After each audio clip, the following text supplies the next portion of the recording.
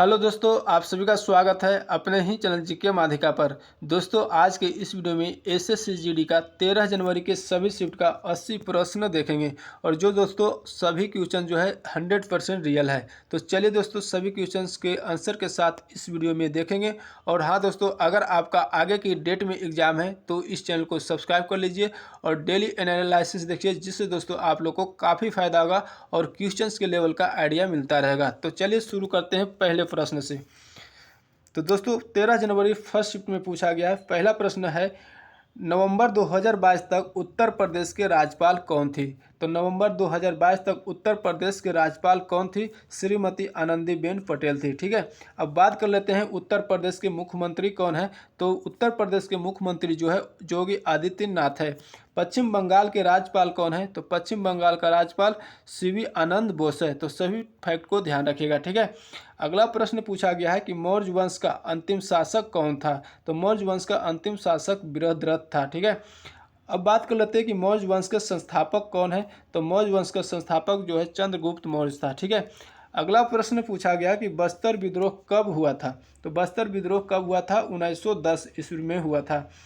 अगला प्रश्न पूछा गया कि कुद नृत्य खाली स्थान के सबसे लोकप्रिय लोक नृत्यों में से एक है। तो कुद नृत्य जो है जम्मू और कश्मीर के सबसे लोकप्रिय लोक नृत्यों में से एक है। अब दोस्तों बात कर लेते हैं बच्चा नगमा भांड जसन राउफ जो है सभी जम्मू कश्मीर के लोकप्रिय लोक नृत्य में से एक है। ठीक है, अब दोस्तों अगला प्रश्न पूछा गया है, द्वितीय पंचवर्षीय योजना का कार्यकाल कब से कब तक रहा था? तो द्वितीय पंचवर्षीय योजना का कार्यकाल जो है 1956 से 1961 तक रहा था। ठीक है, अब दोस्तों बात कर लेते हैं द्वितीय पंचवर्षीय योजना प्रोफेसर पीसी महालनोबिस के मॉडल पर आधारित है। इस योजना का लक्ष्य था तीव्र औद्योगिकीकरण था। ठीक है, अगला प्रश्न पूछा गया है कि 2011 की जनगणना के अनुसार दूसरी सबसे कम साक्षरता दर वाला राज्य कौन सा है? तो 2011 की जनगणना के अनुसार दूसरी सबसे कम साक्षरता दर वाला राज्य जो है अरुणाचल प्रदेश है। अब बात कर लेते हैं अरुणाचल प्रदेश का साक्षरता दर कितना प्रतिशत है? 65.38% है। ठीक है, अब दोस्तों 2011 की जनगणना के अनुसार बिहार भारत का सबसे कम साक्षर राज्य है। और अगर आपसे क्वेश्चन पूछा जाएगा कि सबसे अधिक साक्षर राज्य कौन सा है, तो केरल राज्य है। ठीक है, अगला प्रश्न पूछा गया है कि खाना पकाना कौन सा परिवर्तन है? खाना पकाना कौन सा परिवर्तन है? रासायनिक परिवर्तन है। ठीक है, अगला प्रश्न पूछा गया है कि भारतीय ओलंपिक संघ की स्थापना कब हुई थी?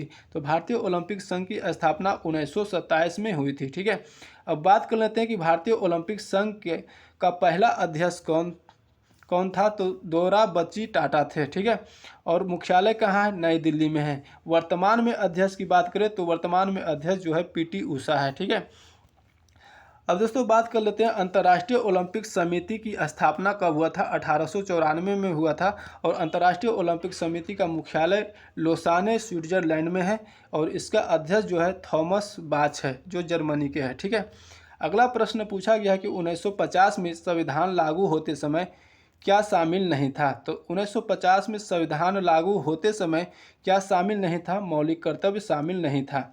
अब दोस्तों 42वें संविधान संशोधन 1976 के द्वारा मौलिक कर्तव्य को शामिल किया गया था। ठीक है, अगला प्रश्न पूछा गया कि सुप्रीम कोर्ट की स्थापना कब हुई?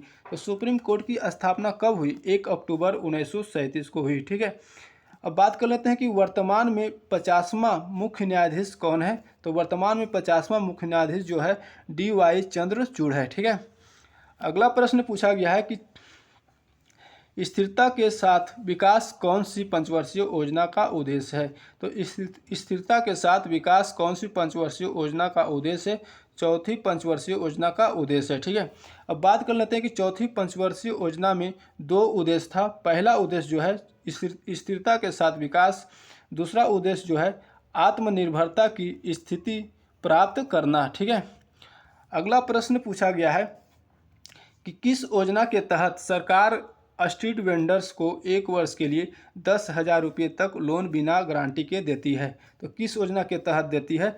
PM स्वनिधि योजना के तहत। ठीक है, अगला प्रश्न पूछा गया है कि 2018 एशियन खेल का मोटो यानी थीम क्या था? तो 2018 एशियन खेल का मोटो जो था एनर्जी ऑफ एशिया था। ठीक है, अब बात कर लेते हैं कि 2018 एशियन खेल में भारत का रैंक क्या था। तो भारत का रैंक 8वां था। ठीक है, जिसमें दोस्तों 16 स्वर्ण, 23 सिल्वर, 31 ब्रॉन्ज यानी टोटल 70 मेडल जीता था। ठीक है, अगला प्रश्न पूछा गया है कि कौन सा अभिनेता 2022 में पश्चिम बंगाल के एमपी बने थे। तो बने हैं, तो कौन सा अभिनेता जो है 2022 में पश्चिम बंगाल के एमपी बने हैं। तो शत्रुघ्न सिन्हा। ठीक है, अगला प्रश्न पूछा गया कि भारत में माइक्रो फाइनेंस को कौन नियंत्रित करता है। तो भारत में माइक्रो फाइनेंस को आरबीआई नियंत्रित करता है, रिजर्व बैंक इंडिया। ठीक है, अगला प्रश्न पूछा गया कि नागालैंड का सेकेरनई फेस्टिवल कितने दिनों तक मनाया जाता है।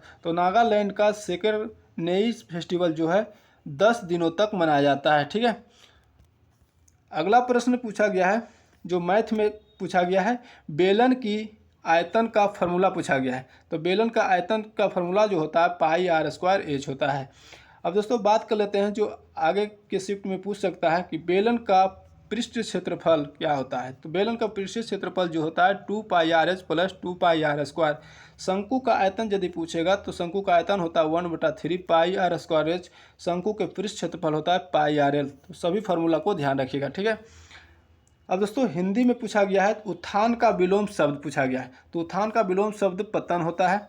इंद्र का परिवाचिक शब्द क्या होता है। तो इंद्र का परिवाचिक शब्द होता है देवराज। ऑप्शन में देवराज दिया गया था, देवराज सही हो जाएगा। ठीक है, अब बात कर लेते हैं 13 जनवरी के सेकेंड शिफ्ट का। तो दोस्तों दिल्ली के मुख्यमंत्री कौन है। तो दिल्ली के मुख्यमंत्री कौन है, अरविंद केजरीवाल है। ठीक है, अब बात कर लेते हैं कि दिल्ली के उपराज्यपाल कौन है। तो दिल्ली के उपराज्यपाल जो है विनय कुमार सक्सेना है। ठीक है, अब दोस्तों अगला प्रश्न पूछा गया कि केंद्रीय माध्यमिक शिक्षा बोर्ड यानी सीबीएसई के वर्तमान अध्यक्ष कौन है। तो सीबीएसई के वर्तमान अध्यक्ष जो है निधि छिब्बर है। ठीक है, अब दोस्तों क्वेश्चन अगला पूछा गया है कि ईडन गार्डन स्टेडियम कहाँ स्थित है। तो ईडन गार्डन स्टेडियम जो है कोलकाता में स्थित है। ठीक है, अब बात कर लेते हैं कि भारत के प्रमुख स्टेडियम जो कहाँ स्थित है। तो प्रमुख स्टेडियम के बारे में बात कर लेते हैं जो आगे की शिफ्ट में आपको पूछ सकता है। तो सरदार पटेल स्टेडियम जिसका नाम बदलकर नरेंद्र मोदी स्टेडियम कर दिया गया है। तो दोनों जो भी एग्जाम में पूछा जाएगा आपका आंसर हो जाएगा अहमदाबाद। ठीक है, सरदार पटेल स्टेडियम, नरेंद्र मोदी स्टेडियम अहमदाबाद में। ठीक है, वानखेड़े स्टेडियम जो है मुंबई में है। फिरोज शाह कोटला यानी इसी को नाम बदलकर अरुण जेटली स्टेडियम कर दिया गया, नई दिल्ली में है। ग्रीन पार्क स्टेडियम कानपुर में है। चिन्ना स्वामी स्टेडियम बेंगलुरु में है। लाल बहादुर स्टेडियम हैदराबाद में है। और नरेंद्र मोदी स्टेडियम जो सरदार पटेल स्टेडियम का नाम चेंज करके नरेंद्र मोदी स्टेडियम कर दिया गया है जो अहमदाबाद में है। ठीक है, तो सभी को ध्यान रखिएगा। अगला प्रश्न पूछा गया कि शुंग वंश का प्रथम शासक कौन था। तो शुंग वंश का प्रथम शासक पुष्यमित्र शुंग था। अब बात कर लेते हैं कि शुंग वंश का अंतिम शासक कौन था। तो शुंग वंश का अंतिम शासक जो था देवभूति था। ठीक है, अगला प्रश्न पूछा गया है कि भोपाल झील यानी भोजताल का निर्माण किस सदी में हुआ था। तो भोपाल झील यानी भोजताल का निर्माण जो है 11वीं सदी में हुआ था और किसके द्वारा किया गया था।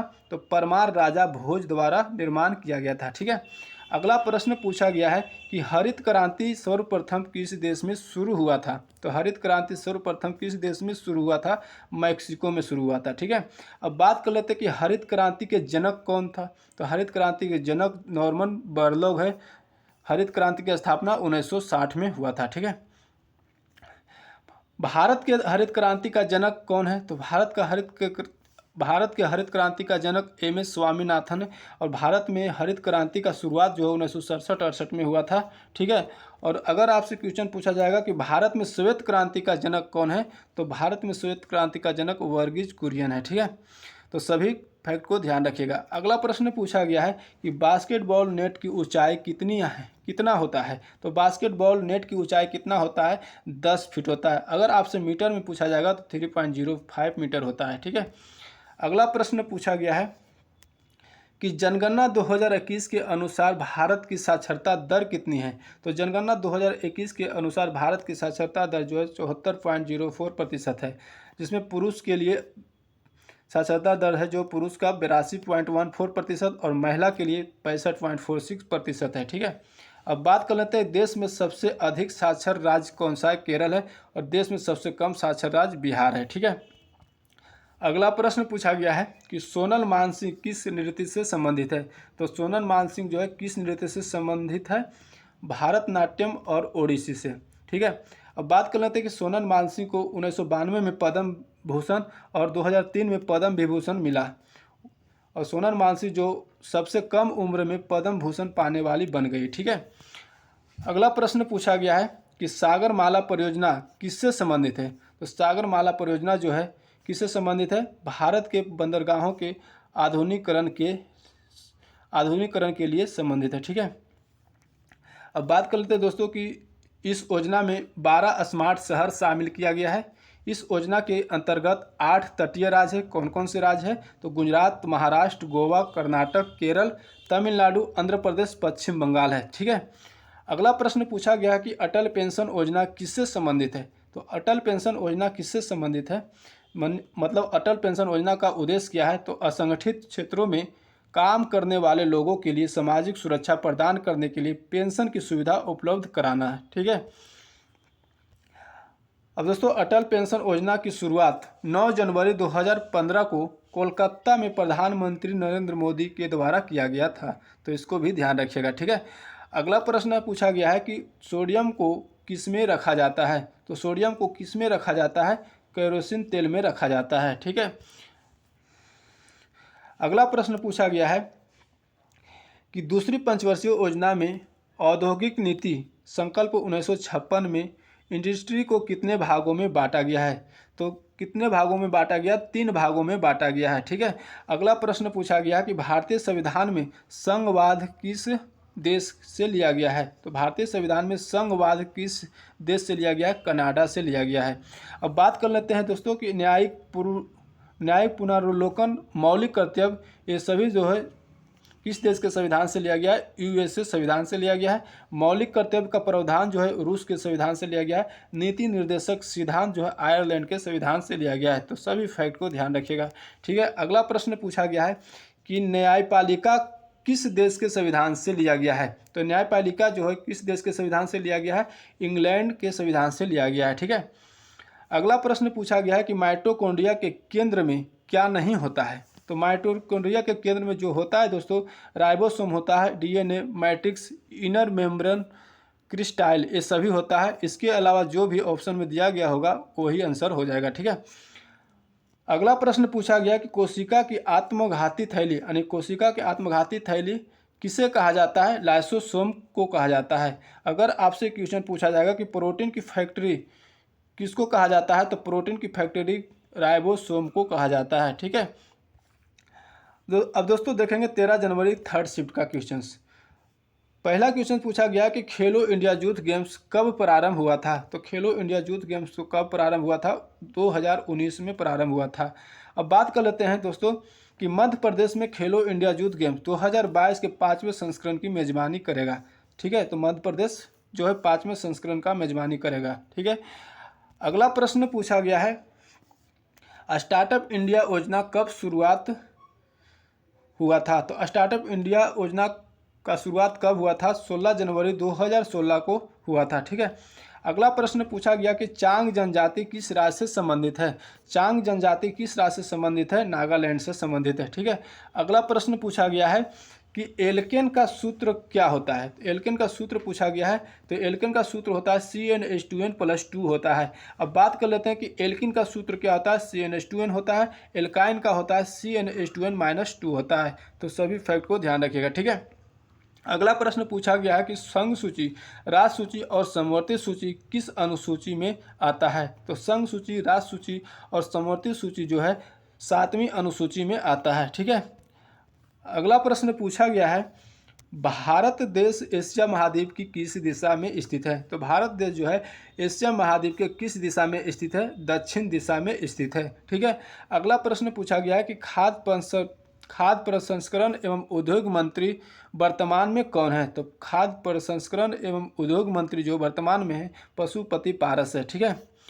अगला प्रश्न पूछा गया कि समवर्ती सूची का प्रावधान किस देश के संविधान से लिया गया है? तो समवर्ती सूची का प्रावधान जो है किस देश के संविधान से लिया गया है? ऑस्ट्रेलिया के संविधान से लिया गया है। ठीक है, अब बात कर लेते हैं नीति निर्देशक सिद्धांत जो है आयरलैंड के संविधान से लिया गया है। मौलिक अधिकार संयुक्त राज्य अमेरिका के संविधान से लिया गया है। ठीक है, प्रस्तावना की भाषा ऑस्ट्रेलिया के संविधान से लिया गया है। संविधान संशोधन की प्रक्रिया साउथ अफ्रीका के संविधान से लिया गया है। तो सभी फैक्ट को ध्यान रखिएगा। ठीक है, अगला प्रश्न पूछा गया है कि अश्वघोष किसके दरबारी कवि थे? तो अश्वघोष किसके दरबारी कवि थे?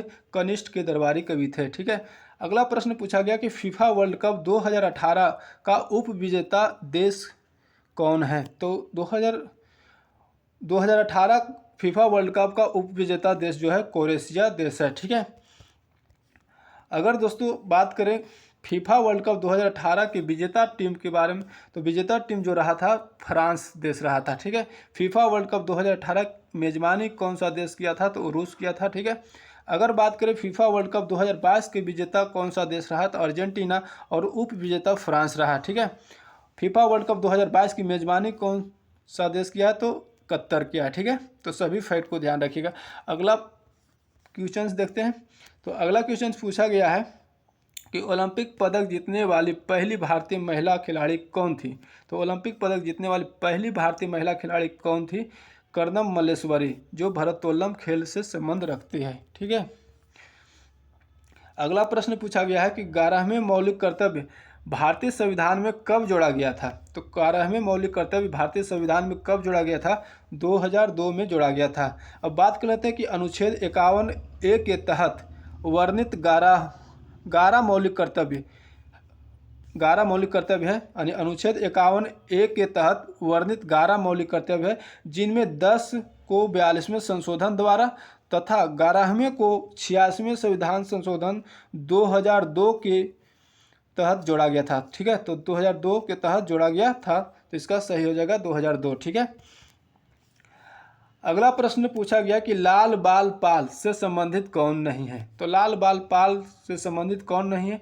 तो लाल बाल पाल जो है लाला लाजपत राय, बाल गंगाधर तिलक और बिपिन चंद्र पाल के सम्मिलित रूप को लाल बाल पाल कहा जाता है। तो इसके अलावा जो भी ऑप्शन होगा वही आंसर हो जाएगा। ठीक है, अगला प्रश्न पूछा गया कि सामिया इमाद फारूकी किस खेल से संबंधित है? तो सामिया इमाद फारूकी जो है बैडमिंटन खेल से संबंधित रखती है। ठीक है, अगला प्रश्न पूछा गया है जो हिंदी में पूछा गया है, निम्नलिखित में से कौन भाववाचक संज्ञा है? तो भाववाचक संज्ञा ऑप्शन में दिया गया था बचपन, तो बचपन हो जाएगा। ठीक है, अगला प्रश्न है कि आंखों में धूल झोंकना का मुहावरा क्या है? तो धोखा देना इसका हो जाएगा। ऊंट पर रखकर बंदूक चलाना का मुहावरा होता है किसी पर निर्भर होकर कार्य करना। ठीक है, अगला प्रश्न पूछा गया है जो हिंदी में है, हिमालय का परिवाचिक शब्द। तो हिमालय का परिवाचिक शब्द होता है हिमगिरी, हिमाचल, गिरिराज, पर्वतराज, हिमाद्री, नागपति, हिमपति।